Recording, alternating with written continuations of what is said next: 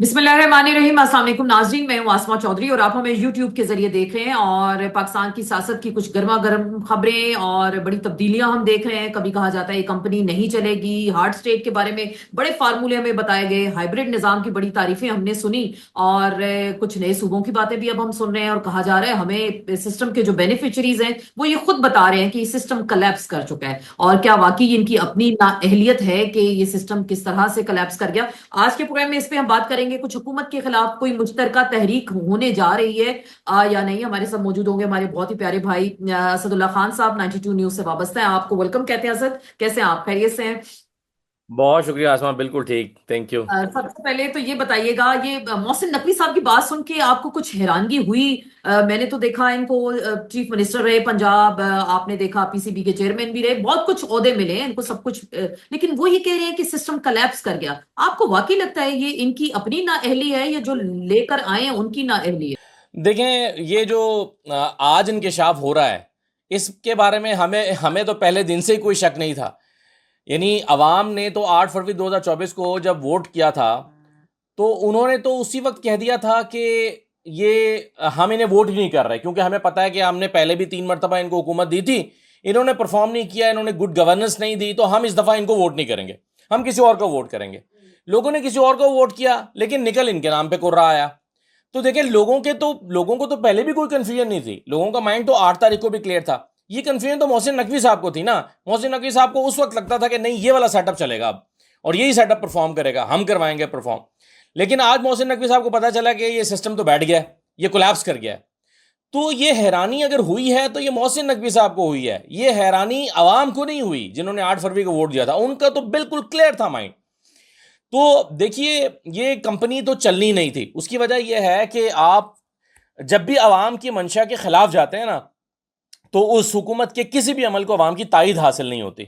और जब आवाम की तायद हासिल नहीं होती तो फिर क्या होता है, उसके नतीजे में एक बेचैनी रहती है सोसाइटी के अंदर, एक अफरा तफरी रहती है, उसकी वजह से एक अनरेस्ट सा रहता है। और लोगों ने 8 फरवरी 2024 के इलेक्शन को कबूल ही नहीं किया। तो जब कबूल ही नहीं किया तो वो इस हुकूमत के साथ ही खड़े नहीं हुए हैं, इसलिए ये जो भी काम करेंगे अव्वल तो कर ही नहीं रहे। जो गुड गवर्नेंस तो हुई नहीं, और ये मैं नहीं कह रहा, मोहसिन नकवी साहब कह रहे हैं, DGISPR कह रहे हैं कि गुड गवर्नेंस का मसला है। तो जब इन्होंने किया ही नहीं है, परफॉर्म ही नहीं कर सके, तो फिर इसको जबरदस्ती चलाते रहना, इस शादी को जबरदस्ती से चलाते रहना, इससे क्या हासिल होगा? कुछ भी हासिल नहीं होगा। तो जो 2 साल बाद होना है वो आज हो जाए, शायद आप अपनी वापस बेहतरी की तरफ चले जाएं। बेहतरी की, लेकिन बेहतरी की गुंजाइश कैसे हो सकती है? वजीर आजम खामोश हैं इस सारे सीन में, मैंने उन्हें अभी तक नहीं बोलते सुना, देखते सुना। राना सनाउल्लाह साहब आज खासे गरजे बरसे हैं और उन्होंने ये भी कह दिया कि जी बरखुरदार हैं, एक बरखुरदार कुछ कहते हैं और दूसरे बरखुरदार मोहसिन नकवी को इशारा कर रहे हो, बिलावल भुट्टो को, कि वो कुछ बातें करते हैं और 18-18 घंटे प्राइम मिनिस्टर काम करते हैं, चीफ मिनिस्टर साहिबा काम करती हैं। तो वो ये कह रहे हैं कि फिर आपको शिकायत किससे है? तो आप क्या देख रहे हैं? वजीर आजम बिल्कुल खामोश है, एक कैबिनेट का मेंबर खड़े होकर उनको क्या कुछ नहीं कह रहा, तो खामोशी बेबसी है, आपको लगता है? देखें, वजीर आजम साहब को पता है कि जो मोहसिन नकवी कह रहे हैं वो मोहसिन नकवी नहीं कह रहे हैं।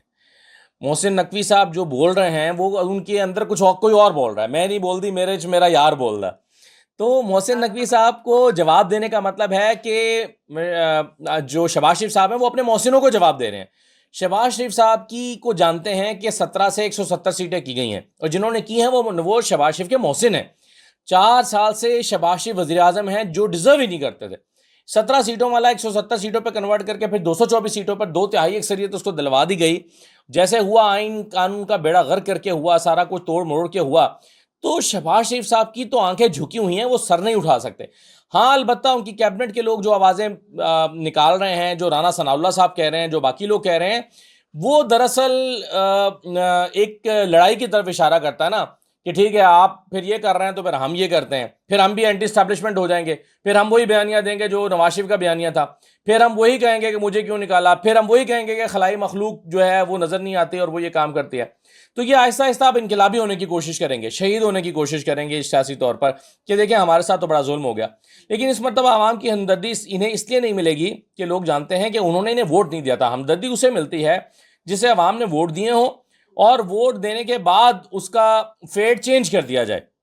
लेकिन यहाँ पर चूंकि लोगों ने वोट ही नहीं किया था, तो इसलिए लोग जो हैं वो नाराज़ नहीं होंगे अगर कोई भी इस तरह का फैसला होगा। देखिए, मौजूदा जो लड़ाई है ना, दरअसल وہ لڑائی ہے صوبوں کی، وہ لڑائی ہے کہ جو انتظامی یونٹس ہیں وہ ہونے چاہیے، جو P M L N Peoples Party بالکل نہیں چاہتے، اور محسن نقوی صاحب کی پارٹی یہی چاہتی ہے۔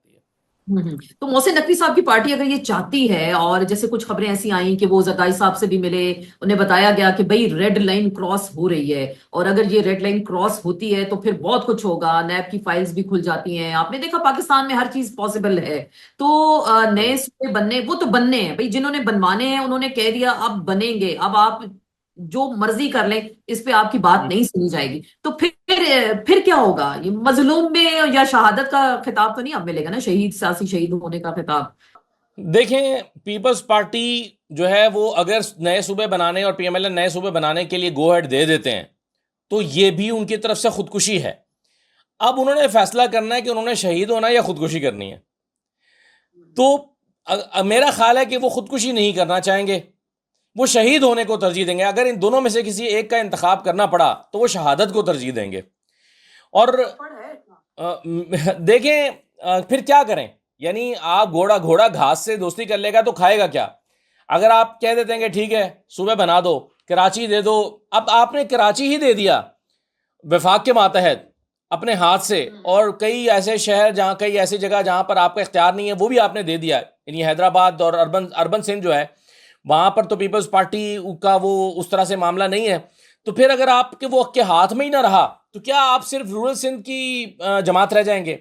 تو یہ اپنے ہاتھ پاؤں کاٹ کے دینے سے بہتر ہے، انہیں لگے گا کہ نہیں پھر ہم لڑیں گے، پھر ہم لڑتے ہیں اور اچھے وقت کا انتظار کریں گے، پھر ہم جو ہے وہ اس طرح سرنڈر تو نہیں کر سکتے۔ اور یہ اگر فیصلہ پیپلز پارٹی کر لیتی ہے تو یہ پھر لڑائی ہے سیدھی سیدھی، اور پھر لڑائی میں تو آپ کو پتہ ہے کہ کبھی کوئی جیتتا ہے، کبھی کوئی جیتتا ہے، کبھی سیاسی قوتیں جیت جاتی ہیں، کبھی سیاسی قوتیں ہار جاتی ہیں۔ پاکستان کی تاریخ تو یہی بتاتی ہے۔ تو ہمارے ہاں تاریخ تو بھری پڑی ہے نا، لڑائی ہوئی، کبھی ضیاء الحق صاحب کی پوزیشن بہتر ہے، کبھی بے نظیر ضیاء الحق کو پچھاڑ کے آ گئی ہیں، کبھی پرویز مشرف اقتدار میں ہیں اور ان کا توتی بولتا ہے، کبھی عالمی طاقتوں کا دباؤ آ گیا ہے اور پھر این آر او ہو گیا ہے، پھر بے نظیر اور نواز شریف واپس آ گئے ہیں۔ تو پھر یہ لڑائی تو آپ اپنے بلبوتے پر لڑتے ہیں، اور اب پیپلز پارٹی اور نون لیگ کے لیے وہی مقام شاید آہستہ آہستہ آ رہا ہے کہ جس میں ان کو یا سرنڈر کرنا ہے یا لڑائی کرنی ہے۔ مجھے پیپلز پارٹی کی حد تک تو لگتا ہے کہ شاید وہ لڑائی کو ترجیح دیں گے۔ آپ کو لگ رہا ہے کہ پیپلز پارٹی شاید لڑائی، لیکن یہ جو دونوں سیاسی جماعتیں ایک دوسرے کے خلاف ایک دم سے گتھم گتھا ہو گئی، سیاسی بیان بازی شروع ہو گئی، مجھے تو لگتا ہے وہ جو دو گینگ ہوتے ہیں پہلے مل کے اکٹھے آپریٹ کرتے ہیں، پھر کچھ دنگا فساد ہوتا ہے تو پھر بھرے بازار میں چوک میں ایک دوسرے کو الٹا لٹکانے کی باتیں کرتے ہیں، تو ابھی وہی سین ہم دیکھ رہے ہیں۔ سعید غنی صاحب آج بول رہے، وہ کہہ رہے ہیں آر ٹی ایس سسٹم بیٹھ گیا، آپ کو جتوایا گیا 2008 میں بھی، آپ کو جس طرح جتوایا گیا وہ سب کے سامنے ہیں ساری باتیں، اور ادھر سے نون لیگ والے ان پہ کہہ رہے ہیں کہ جی آپ نے ملک توڑ کے، آپ کے پھر نانا وزیر اعظم بنے تھے اس وقت، تو یہ ساری چیزیں آپ کو لگ رہی ہے یہ نورا کشتی تو نہیں ہو رہی دونوں سیاسی جماعتوں کی، یا صوبوں سے توجہ ہٹانے کی کوشش ہے؟ دیکھیں، ایک تو اس کی وجہ آزاد کشمیر کا الیکشن ہے۔ جب بھی الیکشن آتا ہے تو پیپلز پارٹی اور نون لیگ کے درمیان یہی ہوتا ہے، پہلی مرتبہ نہیں ہو رہا۔ پی ڈی ایم کی حکومت تھی، اکٹھے بیٹھے ہوئے تھے، شہباز شریف کے وزیر خارجہ تھے بلاول بھٹو صاحب، بلاول بھٹو کہتے تھے کہ آپ نون لیگ سے زیادہ ہمارے وزیر اعظم ہیں۔ اتنی پیار محبت کے بعد جب 2024 کے الیکشن میں اترے تو یہی لب و لہجہ ہم نے دیکھا تھا۔ بلاول صاحب نے شہباز شریف کے بارے میں جو زبان استعمال کی، زرداری صاحب نے کہا کہ ہم نے شہباز شریف کو وزیر اعظم بنوایا لیکن یہ نااہل نکلے، نالائق نکلے۔ اسی طرح ہم نے دیکھا کہ یہاں فارم 47 کا تانا گلگت بلتستان کے الیکشن میں بھی دیا، لیکن پھر ٹھیک ہو گئے، اگلے دن پھر میٹنگ ہو گئی۔ تو یہ تو ہمیں ایک عارضی سی چیز نظر آ رہی ہے، لیکن یہ جو لڑائی ہے، یہ لڑائی عارضی ہونے کے ساتھ ساتھ اب بے ایمانی بھی ہو گئی ہے، کیونکہ دیکھیں محسن نقوی صاحب کی گفتگو کے بعد اور D G I S P R کی انڈورسمنٹ کے بعد اب یہ ہمیں بچگانہ باتیں لگ رہے ہیں کہ تم نے یہ کیا اور تم نے وہ کیا۔ اب ہمیں لگ رہا ہے کہ مسئلہ بڑا کوئی پیدا ہو گیا ہے۔ یہ چھوٹی چھوٹی باتیں ہیں جو ایک دوسرے کو، یہ صرف میڈیا کنزمپشن کے لیے ہیں، یہ صرف اپنے ووٹ بینک کے لیے ہیں، یہ صرف آزاد کشمیر کے الیکشن کے لیے۔ لڑائی کسی اور موضوع پر ہے اور وہ لڑائی بڑی ہے، اس سے بڑی ہے جو ہمیں نون لیگ اور پیپلز پارٹی آپس میں ایک دوسرے کے خلاف لڑ کے دکھانا چاہ رہے ہیں۔ یہ جو ہے وہ اس سے بڑی بات ہے۔ اب آئندہ دنوں میں ہم دیکھیں گے کہ صوبوں کے بنانے یا تقسیم کا معاملہ جو ہے وہ زور پکڑے گا، اور جیسے جیسے وہ زور پکڑے گا ویسے ویسے پاکستان کی سیاست میں تناؤ بڑھے گا، اور تناؤ بڑھے گا تو تناؤ تو آپ جانتے ہیں کہ ہمیشہ ایک حادثے پر جا کے منتج ہوتا ہے۔ وہ حادثہ بعض اوقات بالخیر ہوتا ہے اور حادثہ بعض اوقات بہت بڑی تباہی کا باعث بنتا ہے۔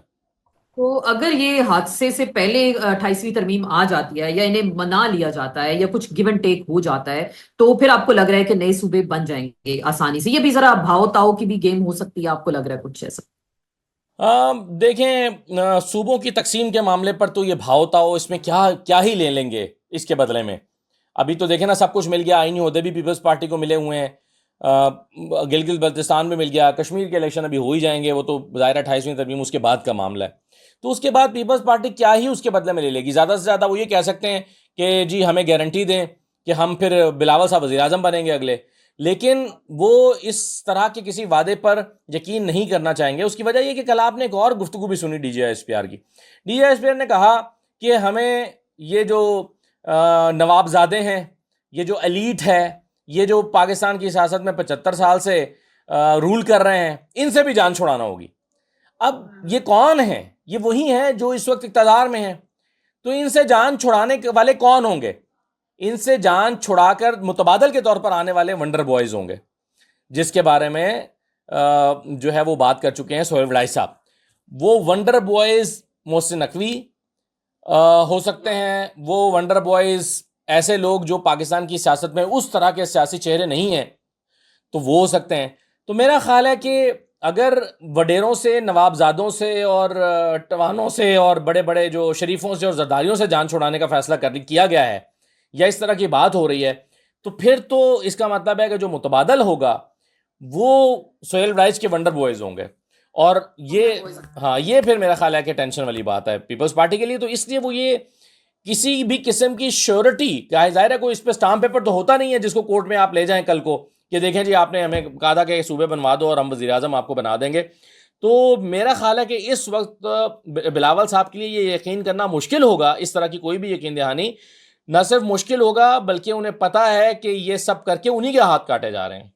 واقعی میں ایسا ہی لگ رہا ہے. تو آپ اس ساری لڑائی میں کچھ پریزیڈینشل فارم آف گورنمنٹ تو نہیں دیکھ رہے؟ ون مین شو ہوگا یہ وہ، جیسے وہ محسن نقوی صاحب کی بات کو میں آگے بڑھاؤں گی، انہوں نے کہا جی یہ آپ لوگ فائنینسر یہاں بیٹھے ہیں، سپورٹر بیٹھے ہیں جمہوریت کے، اور آپ لوگ جب ان کو پیسہ بھی لگاتے ہیں الیکشن میں یہی لوگ آ جاتے ہیں. تو مجھے لگ رہا ہے کچھ ایسا لگتا ہے کہ پریزیڈینشل فارم آف گورنمنٹ آئے گی. دیکھیں یہ جو بھی کچھ ہوگا نا وہ اب دوسرے مرحلے میں ہوگا. پہلا ترتیب آپ دیکھیے، ریفرینڈم ہوگا. ریفرینڈم کریں کہ جی کیا عوام صوبے چاہتے ہیں یا نہیں. ریفرینڈم کا نتیجہ نکلے گا کہ عوام صوبے چاہتے ہیں. جب ریفرینڈم ہو جائے گا تو اس حکومت پہ، اگر یہ حکومت چلتی رہتی ہے، تو اگر یہ کوئی بڑے حادثے کا شکار نہیں ہوتی، تو پھر عوامی ریفرینڈم کے مطابق ان کو صوبے بنانے پڑیں گے. اگر وہ صوبے بن جاتے ہیں تو کنٹرول ان جماعتوں کے ہاتھ سے چلا جائے گا، کم ہو جائے گا. آپ دیکھیں نا، فرض کیجئے پنجاب کے 2 صوبے ہو جاتے ہیں یا 3 ہو جاتے ہیں، تو مریم نواز 3 صوبوں کی چیف منسٹر تو نہیں ہوں گی نا، وہ ایک ہی صوبے کی چیف منسٹر ہوں گی. باقی 2 صوبے جو ہوں گے اس کے لیے پھر آپ کو ری الیکشن کرنا پڑے گا، نیا مینڈیٹ لینا پڑے گا. جب آپ نیا مینڈیٹ لیں گے تو پھر وہ کوئی اور ہوگا. تو کنٹرول ان پارٹیز کے ہاتھ سے چلا جائے گا. جب ان پارٹیز کے ہاتھ سے کنٹرول چلا جائے گا تو پھر اگلی بات وہ ہے جو آپ کہہ رہی ہیں کہ پھر پریزیڈنشل فارم آف گورنمنٹ یا کوئی ایسا فارمولا جس میں جو ہے وہ 10 سال کا ایک فارمولا پیش کیا جا سکے. این ممکن ہے کہ پھر یہ اس کے بعد ہو، لیکن ابھی ہمیں لگ رہا ہے کہ دو ہی آپشنز ہیں. یا تو اچھے بچوں کی طرح اس آپشن کو قبول کر لیں جو انہیں دی جا رہی ہے، یا پھر وہ لڑائی لڑیں اور جس کے بازو میں جتنا دم ہے وہ پھر دکھا دیں میدان عمل میں.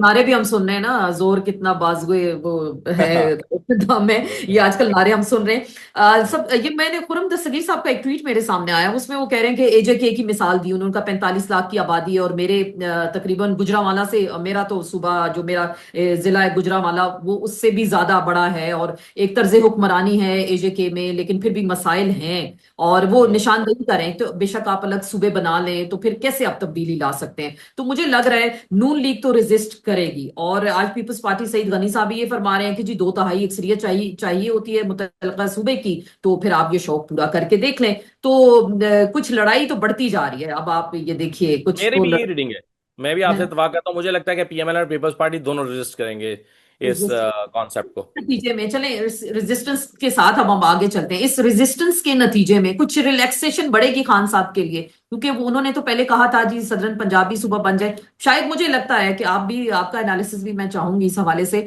کہ کوئی ریلیکسیشن آپ دیکھ رہے ہیں خان صاحب کے لیے اس سارے سینیریو میں. دیکھیے، خان صاحب کا تو مجھے پتہ نہیں ہے، لیکن پاکستان تحریک انصاف اس سارے معاملے میں ذرا زیادہ ریلیونٹ ہو جائے گی. اور ظاہر ہے P T I Imran Khan کے سوا تو کچھ نہیں ہے. تو عمران خان کو دیکھیں، میں نے ابھی شروع میں کہا کہ 8 فروری 2024 کو لوگوں نے ایک فیصلہ دیا تھا. لوگوں نے کہا کہ ہم نون لیگ اور پیپلز پارٹی کو مسترد کرتے ہیں، بڑی سیاسی جماعتوں کو. ایم کیو ایم کو بھی مسترد کر دیا انہوں نے. ایم کیو ایم کی ایک بھی فارم 45 پر ایک بھی سیٹ نہیں ہے، باقی جتنی سیٹیں ساری ان کی فارم 47 پر ہیں. تو لوگوں نے تو اپنا فیصلہ سنایا. اب یہ جو آج گڑبڑ ہے، انسٹیبلٹی ہے، آج جو ایک ملک بحران کا شکار ہے، وہ اس وجہ سے ہے کہ لوگوں کا فیصلہ نہیں مانا گیا. میرے خیال میں نہ ونڈر بوائز کی حکومت چل سکتی ہے، میرے خیال میں نہ پرفارم کر سکتی ہے قومی حکومت. میرے خیال میں پرفارمنس کا، گڈ گورننس کا ایک ہی طریقہ ہے، اور وہ یہ ہے کہ عوام کو موقع دیا جائے کہ وہ اپنا فیصلہ دیں. وہ جس کو بھی منتخب کریں، وہ چاہے کسی ونڈر بوائے کو منتخب کریں. آئیں نا، ونڈر بوائز بھی آ جائیں میدان میں. لوگ اگر ونڈر بوائے کو منتخب کر لیتے ہیں اور کہتے ہیں کہ نہیں جی، نہ پیپلز پارٹی، نہ نون لیگ، نہ تحریک انصاف، ہم کسی نئے کو آزمائیں گے. لوگ جس کا فیصلہ کر لیں اس کو حکومت دے دیں. عمران خان کا فیصلہ کر لیں، عمران خان کو حکومت دے دیں. جس کا لوگ فیصلہ کریں اس کو حکومت دیں. اس سے فائدہ کیا ہوگا؟ اس سے فائدہ یہ ہوگا کہ یہ جو اس وقت ایک کیوس ہے یہ ختم ہو جائے گا. لوگوں کو پتا ہوگا کہ ہماری ضد پوری ہو گئی ہے، ہماری خواہش پوری ہو گئی ہے، ہماری خواہش کو رد نہیں کیا گیا اس مرتبہ. ہمیں جو خواہش کی وہ ملی ہے، اور اب جو حکومت فیصلے کرے گی ہم اس کے ساتھ کھڑے ہیں. پھر وہ حکومت کا امتحان ہے جس کی بھی ہوگی. اگر عمران خان کی فرض کریں، پھر عمران خان کا امتحان ہے کہ ان کو پرفارم کرنا پڑے گا، ان کو گورننس دینی پڑے گی. اور وہ پوری محنت کے ساتھ اگر اپنی ماضی کی غلطیوں کو سے سیکھتے ہوئے ایک اچھی حکومت بناتے ہیں جس سے گورننس ہوتی ہے، تو نظام آگے چل پڑے گا، ملک آگے چل پڑے گا.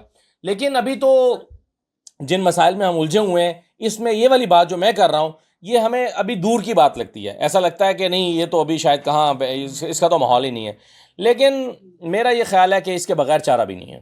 سارا ایسا آپ کو نہیں نظر ہم کیا ہارڈ اسٹیٹ ہیں رہے؟ ہم نے تو دیکھا 9 مئی ہوا، اس کے بعد جو کچھ ہوا یہاں پہ، اور اے جے کے کی صورتحال آپ دیکھ لیں، 26 نومبر دیکھ لیں. ہم ہارڈ اسٹیٹ رہے اس تمام تر عرصے میں، یا ڈی جے آئی ایس پہ ایسا فرما رہے ہیں؟ وہ تو اور ہی فارمولہ دے رہے ہیں کہ رول آف لا کی بات ہوتی ہے، قانون آئین سب کے لیے ایک جیسا ہوتا ہے. تو ہارڈ اسٹیٹ تھا پاکستان، رہا ان 3 سالوں میں کیا؟ دیکھیں، ایک بات تو یہ ہے کہ D J S P are کو کل ہارڈ اسٹیٹ کی ڈیفینیشن دینی پڑی. اس لیے دینی پڑی کہ اس سے پہلے لوگوں کے ذہنوں میں جو ہارڈ سیٹ کا کانسیپٹ آ رہا ہے وہ اس کا بہت نیگیٹو امپیکٹ آیا. یعنی ابھی تک ہارڈ سیٹ کا یہ کانسیپٹ نکلا کہ جی ریاست کسی کو آواز نہیں نکالنے دے گی، جو بولے گا گولی کھائے گا، مار دیے جائیں گے، گرا دیے جائیں گے، ختم کر دیے جائیں گے. تو یہ کانسیپٹ نکلا تھا ہارڈ سیٹ کا کہ بس آواز نہ نکلے. چائنا میں کوئی احتجاج نہیں ہوتا، دیکھو سعودی عرب میں کوئی بادشاہت کے خلاف احتجاج نہیں کر سکتا. بھائی وہاں لوگوں کے یہ مسائل بھی نہیں ہیں، وہاں پر لوگوں کو انصاف ملتا ہے، رول آف لا ہے، ہیلتھ کی فیسلٹیز ملتی ہیں، وہاں کی حکومت انہیں فیسیلیٹیٹ کرتی ہے، اس سے وہاں لوگوں کے یہ پرابلمز نہیں ہیں. ہمارے ہاں چونکہ احساس محرومی زیادہ ہے، ہمارے ہاں چونکہ لوگوں کے حقوق سلب کر لیے جاتے ہیں تو لوگ آواز نکالتے ہیں. جب آواز نکالیں گے تو آپ کہیں گے نہیں، حقوق تو تمہیں چائنا جیسے نہیں مل سکتے، لیکن ہماری جو ہارڈ سیٹ ہے وہ چائنا جیسی ہوگی. لیکن اب جو کل definition D J S P R نے دی ہے، انہوں نے کہا کہ ہارڈ سیٹ کا مطلب تو یہ ہے کہ رول آف لا ہونا چاہیے. بھائی یہ والی ہارڈ سیٹ پہ تو کسی کو اعتراض ہی نہیں ہو سکتا. لوگ تو کہہ ہی یہ رہے ہیں کہ رول آف لا ہونا چاہیے، لوگ تو کہہ رہے ہیں عدالتوں کو آزاد ہونا چاہیے. لیکن کیا عدالتیں آزاد ہیں؟ کیا ہمارا جوڈیشری کا سسٹم جو ہے وہ کام کر رہا ہے؟ کیا ہمارا آئین و قانون جو ہے وہ پارلیمنٹ میں دکھائی دیتا ہے؟ کیسے آئینی ترامیم ہوئی ہیں، کیسے لوگوں کو اٹھا کے آئینی ترامیم کی گئی ہیں، کیسے لوگوں کے بچے غائب کر کے شوہر اور بیویاں اٹھا کے آئینی ترامیم کرائی گئی ہیں. یہ رول آف لا ہوتا ہے، یہ ہارڈ سٹیٹ ہوتی ہے. تو اگر ہارڈ سٹیٹ کا وہ کانسیپٹ جو D G S P R کل دے رہے تھے، اگر اس کانسیپٹ کے ساتھ ریاست کو چلانا ہے تو اس میں تو کسی ریڈی بان کو بھی اعتراض نہیں ہو سکتا، اور کسی انجینئر اور ڈاکٹر کو بھی اعتراض نہیں ہو سکتا. یہ تو ہر شخص کی منشا کے عین مطابق ہے. لوگ تو مانگ ہی یہ رہے ہیں کہ رول آف لا کرو بھائی، آئین و قانون کی پاسداری کرو. تو یہ والی ڈیفینیشن جو ہے یہ تو سب کو قابل قبول ہے. پہلے دے دیتے تو میرے خیال سے سب کے لیے زیادہ قابل قبول ہوتا. مشترکہ کوئی تحریک ہے آپ دیکھ رہے ہیں سینیریو ایسا اس حکومت کے خلاف؟ جے جو آئی ایف کے کچھ رابطے ہو رہے ہیں پی ٹی آئی کے ساتھ، اور پھر آپ سندھی قوم پرستوں کو بھی ملا لیں ساتھ میں، کچھ گرینڈ الائنس بنتا دیکھ رہے ہیں؟ دیکھیں، جب ہوا بدلے گی، ماحول بدلے گا، تو گرینڈ الائنس بھی بن جائے گا، سارا کچھ بن جائے گا. اور جب تک وہ نہیں ہوتا تب تک مجھے مولانا فضل الرحمان صاحب اور پی ٹی آئی ایک پیج پر آتے ہوئے دکھائی نہیں دیتے، جب تک کہ مولانا فضل الرحمان صاحب کو اس بات کا یقین نہیں ہو جائے گا کہ اب یہ اس حکومت کے دن گنے جا چکے ہیں، آسمانوں پر فیصلہ ہو گیا ہے. دیکھیں، مولانا فضل الرحمان صاحب نے خود کہا تھا، انہوں نے کہا تھا کہ جنرل باجوہ نے ہمیں بٹھایا اور بٹھا کے کہا کہ تحریک عدم اعتماد لانی ہے. اس سے پہلے مولانا فضل الرحمان صاحب اسلام آباد میں آ کر ایک تحریک بھی چلا چکے تھے, اسلام آباد میں آ کر ایک دھرنا بھی دے چکے تھے. اس سے پہلے مولانا فضل الرحمان صاحب بہت کچھ کر چکے تھے, مہنگائی مارچ بھی نکالے جا رہے تھے, لیکن کچھ ہوا نہیں. مہنگائی مارچ نکالنے سے یا لانگ مارچ کرنے سے یا کوئی چھوٹا موٹا دھرنا دے دینے سے کچھ نہیں ہوتا. عمران خان کے دھرنے سے بھی کچھ نہیں ہوا تھا 2014 میں. لیکن جب ماحول بدلتا ہے, ہوا بدلتی ہے, تو پھر مولانا فضل الرحمان جانتے ہیں کہ پھر جنرل باجوہ سب کو ایک پیج پر بٹھاتے ہیں اور ایک جگہ پر بٹھا کے کہتے ہیں کہ چلو جی یہ اب یہ کرنا ہے. اور مولانا فضل الرحمان اچھے طریقے سے بچوں کی طرح مان بھی جاتے ہیں. جس شخصیت کا نام مولانا فضل الرحمان ہے, وہ شخصیت اس دن تک ان جماعتوں کے ساتھ نہیں بیٹھے گی یا حکومت کو گرانے کے لیے سڑکوں پر نہیں نکلے گی جب تک کہ انہیں یقین نہیں ہو جائے گا کہ ہوا بدل چکی ہے, ماحول تبدیل ہو گیا ہے. پھر مولانا میدان میں آئیں گے. میری ایک نظر سے خبر گزری, سندھ کے نوجوان پچھلے کچھ 8 دن سے حیدرآباد میں سندھ کے جو پبلک سروس کمیشن ہے اس کے خلاف احتجاج کر رہے ہیں. اور آپ نے بھی دیکھا ہوگا کہ کس طرح سے بے ضابطگیاں ہیں اور کس طرح سے سیاسی اثر رسوخ کی بنا پر کس طرح کے لوگ آ کے یہاں پہ آ جاتے ہیں. تو آپ کو لگ رہا ہے کہ وہاں سے کوئی تحریک چل سکتی ہے یا ہمارے بھی جنزیز اٹھ سکتے ہیں, کسی تحریک کو آگے لے کر چل سکتے ہیں؟ اس خطے میں, پورے ساؤتھ ایشیا میں آپ نے دیکھا جس طرح کی یہ تحریکیں چلی ہیں. جی بالکل, دیکھیں محسن نقوی صاحب نے تو اشارہ دے ہی دیا ہے کہ اگر آپ لوگ نہیں مانیں گے ایڈمنسٹریٹو یونٹس کے بارے میں بیٹھ کے کمرے میں بیٹھ کے فیصلہ نہیں کریں گے تو پھر یہ کاکروچ نکل آئیں گے. تو یہ دھمکی بھی تھی, تنبیہ بھی تھی, اشارہ بھی تھا اور سگنلنگ بھی تھی, سب کچھ تھا یہ, جس میں وہ کہہ رہے تھے کہ بھائی یا تو کمرے میں بیٹھ جاؤ, کمرے میں بیٹھ کے فیصلہ کر لو ایڈمنسٹریٹو یونٹس بنانے کا, نہیں مانو گے پھر یہ کاکروچ نکل آئیں گے. تو کاکروچوں کو کیا چاہیے؟ ان کو تو کچھ بھی نہیں چاہیے, ان کو صرف صاف راستہ چاہیے. یعنی اگر کاکروچ نکل رہے ہیں اور آپ نے راستے میں ان کو ان کے اوپر کوئی اسپرے نہیں مارا تو وہ پھر کاکروچ چلے جائیں گے اپنی منزل پر جہاں پر ان کو جانا ہے. تو انہوں نے تو یہی کرنا نا محسن نقوی صاحب نے کہ بس اسپرے نہیں مارنا کاکروچوں کے اوپر, بس کاکروچوں کو جانے دینا ہے, باقی کام کاکروچ اپنا خود کر لیں گے. اچھا, میری نظر سے آپ کا ایک ٹویٹ گزرا, ندیم افضل چند صاحب, ستھرا پنجاب اور سیوریج کے ٹھیکیدار سے لینڈ کروزر کس نے لی؟ پلیز حقائق بیان کریں. اب رانا ثناء اللہ کی طرح یہ نہ کہیے گا کہ ہمارا اور نون لیگ کا آپس کا مسئلہ ہے. یہ کیا خبر تھی, یہ کیا تھا, کچھ روشنی ڈالیں. دیکھیں یہ تو دیکھیں نا, جب الیکشن شروع ہوتے ہیں تو ایک دوسرے پر کرپشن کے الزامات لگنے لگ جاتے ہیں.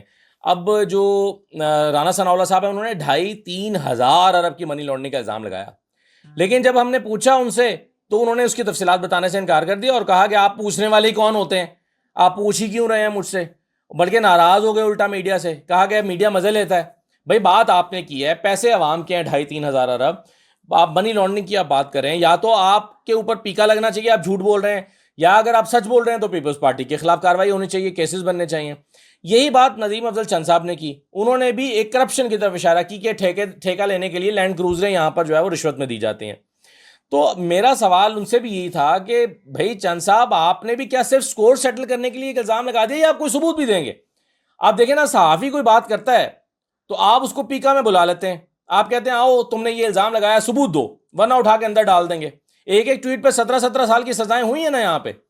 تو جب آپ خود الزام لگا رہے ہیں تو پھر ثبوت دیں نا. جب آپ صحافیوں پہ پیکا لگاتے ہیں اور کہتے ہیں کہ جی ثبوت دیں, تو جب آپ کہہ رہے ہیں تو آپ بھی ثبوت دیں. تو اگر آپ نے صرف اشارتاً کہنا ہے, جیسے آپ نہیں دیکھتے ہیں کہ عام لڑائی میں ہم کہتے ہیں اچھا تم نے جانا کہ پھر میں بتاؤں گا کہ تم نے وہ فلاں چیز کیا کی تھی, یہ ہوتی ہے دھمکی, ڈرانا. تو یہاں پر قوم کے پیسے پر کرپشن ہو رہی ہے اور یہاں پر صرف دھمکیوں سے اور پولیٹیکل پوائنٹ سکورنگ کے لیے دھمکیاں دی جا رہی ہیں. تو اگر آپ کا ڈیٹا آپ کے پاس موجود ہے اور آپ کے فیکٹ ٹھیک ہیں تو پھر خالی دھمکیاں نہ لگائیں اپنے سیاسی فائدے کے لیے, پھر بے نقاب کریں ان کرپٹ لوگوں کو جن کے بارے میں آپ کہتے ہیں کہ یہ کرپشن لے رہے ہیں یا 2,500-3 ہزار روپے انہوں نے باہر بھیج دیا ہے. تو یہ میرا مقصد تھا کہنے کا, اور میرا خیال ہے کہ اس کی باقی پوری ڈیٹیل جو ہیں وہ تو چند سا بتا سکتے ہیں. وہ بتا سکتے ہیں, وہ بہتر چلیں, اچھی بات ہے کہ بہتر بتائیں. آپ یہ سارے سینیریو میں زرداری صاحب خاموش ہیں, اور جب وہ خاموش ہیں اور سیاست کی پی ایچ ڈی انہوں نے کر رکھی ہے مولانا کی طرف, تو آپ کیا سمجھتے ہیں زرداری صاحب کیا سوچ رہے ہیں؟ یا وہ کوئی نئے کارڈز ایسے کھیلیں گے کہ نون لیگ تنہا میدان میں رہ جائے گی اور زرداری صاحب ایک بڑے سپورٹر بن کے سارے سسٹم کے نکل آئیں گے؟ کچھ ایسا لگ رہا ہے آپ کو ایسا ہوگا؟ میرا خیال ہے کہ جائیں گے تو دونوں جائیں گے, سروائیو کریں گے تو دونوں کریں گے. اس وقت زرداری صاحب اور شریف خاندان یہ ایک پیج پر آ گیا, دونوں کا مسئلہ ایک ہے, دونوں کے لیے دھمکی ایک ہے, دونوں کے لیے وارننگ سیم ہے. تو میرا یہ خیال ہے کہ اب دونوں کو مل بیٹھ کر کوئی وہ حل نکالیں گے, فیصلہ کریں گے کہ ہاں بتاؤ کیا کرنا ہے. تو میرا خیال ہے کہ زرداری صاحب اس وقت تو ظاہر خاموش اس لیے بھی ہیں کہ ان کے پاس کوئی حل ہے نہیں فوری طور پر، کیونکہ ابھی یہ تازہ تازہ حملہ ہوا ہے نا. اب وہ بیٹھیں گے محسن نقوی کے بارے میں کے حوالے سے وہ اسٹیٹمنٹ اس کو انالائز کریں گے، وہ اپنی پارٹی سے مشورہ کریں گے، اپنی ایک چال بنائیں گے. اس کے بعد وہ ابھی آج ہم نے دیکھا تو ہے ویسے کہ پہلا ری ایکشن تو آ گیا نا، سعید غنی صاحب نے بھی پریس کانفرنس کر دی، ادھر رانا ثناءاللہ صاحب نے کر دیا، تو پہلا ری ایکشن تو ان کی طرف سے آ گیا ہے. لیکن ایک آدھ دن میں آپ دیکھیے گا ادھر سے بھی صوبوں کا مطالبہ زور پکڑے گا اور ادھر سے بھی ری ایکشن جو ہے وہ سخت آنا شروع ہو جائے گا. پھر پتہ چلے گا 2-4 دن میں ہوتا کیا ہے. دیکھتے ہیں دمادم مست قلندر ہوگا یا کچھ اور ہی سین بنے گا. آخری بات کریں گے سارے سین میں مریم بی بی بھی خاموش ہیں. جب سے 12 ارب کا جہاز لیا بڑی تنقید ہوئی میڈیا پہ، اس کے بعد کچھ بیماری ان کی آ گئی بیچ میں، لیکن کچھ خاموش ہمیں اب دکھائی دیتی ہیں، کچھ اداس بھی دکھائی دیتی ہیں. کچھ آپ روشنی ڈالیں گے اس پہ کیا؟ دیکھیں، نہ صرف مریم نواز خاموش ہیں بلکہ کل سے مریم اورنگزیب بھی خاموش ہیں، عظمہ بخاری بھی خاموش ہیں. یہ سارے اس لیے خاموش ہیں کیونکہ پرسوں صبح ایک پاسنگ آؤٹ پریڈ میں خطاب کرتے ہوئے مریم نواز صاحبہ کہہ رہی تھیں کہ دیکھو میری حکومت کی کارکردگی صرف پاکستان میں ہی نہیں اس کو سراہا جا رہا، بلکہ دنیا بھر میں تعریف کی جا رہی ہے کہ دیکھو 2.5 سال میں مریم نے کمال کر دکھایا. یہ پرسوں کی بات ہے، اور شام کو، یہ پرسوں صبح کی بات ہے، اور شام کو محسن نقوی صاحب نے کہا کہ بھائی یہ لیپ ٹاپ اور ٹیبلٹ باندھنے سے کچھ نہیں ہوتا، یہ 18 گھنٹے کام کرنے سے کچھ نہیں ہوتا. تو اب یہ محسن نقوی صاحب کی جو گفتگو تھی، تقریر تھی، یہ کوئی حادثاتی نہیں تھی، یہ اتنی امپورٹنٹ تھی کہ اس کے لیے کہ یہ آن ایئر جائے، اس کو ٹائم ملے، اس کو ایئر سپیس ملے ٹیلی ویژن کے اوپر، اس کے لیے D G I S P R نے اپنی پریس کانفرنس ایک دن کے لیے ملتوی کر دی. یہ اتنی امپورٹنٹ گفتگو تھی جو محسن نقوی صاحب نے کی ہے. یہ کل D G I S P R نے پریس کانفرنس کی ہے، یہ پرسوں ہونی تھی، لیکن محسن نقوی کے لیے جگہ خالی چھوڑی گئی. تو یہ اتنی امپورٹنٹ بات تھی. تو اب آپ کے خیال میں جو بات مجھے اور آپ کو سمجھ آ رہی ہے، مریم نواز کو سمجھ نہیں آ رہی ہوگی. مریم نواز کو ہم سے بھی زیادہ سمجھ آ رہی ہے کہ یہ کیا ہو رہا ہے. تو اس لیے وہ اس پر سوچ و بچار کرنے کے لیے انہوں نے گوشہ نشینی اختیار کی ہے، بند کمرے میں بیٹھ کے سوچ رہے ہیں کہ یہ ہمارے ساتھ کیا ہو رہا ہے، اس کو کیلکولیٹ کرنے کی کوشش کر رہے ہیں.